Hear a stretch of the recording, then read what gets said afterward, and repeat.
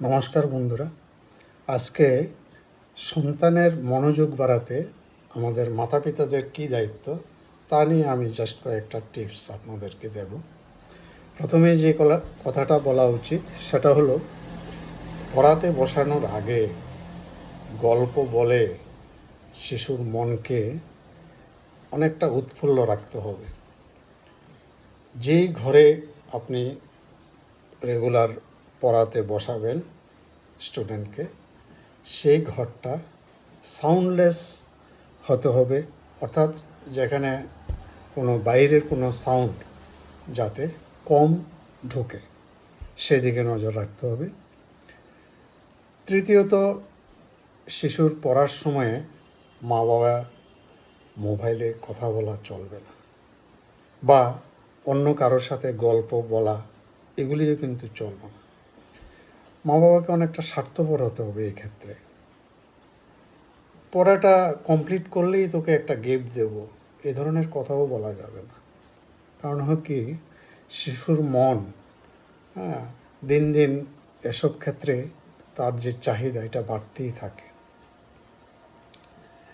শিশুকে পরীক্ষাতে শুধু মার্কস বেশি পাওয়া, শুধু এটা জন্য উৎসাহিত করবেন না।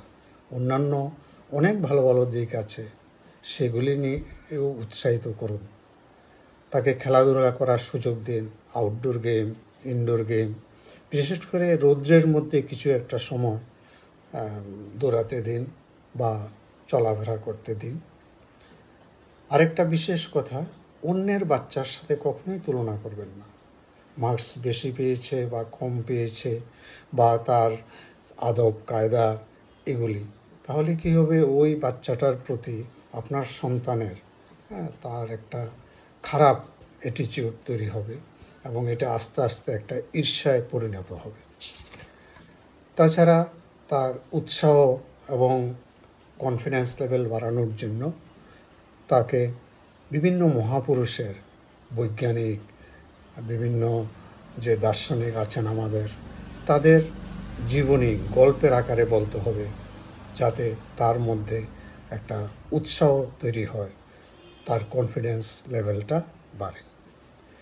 সন্তানের খাবার দাবারের প্রতি আমরা নজর রাখি, তবু নজর রাখতে হবে। আমি বলি, সব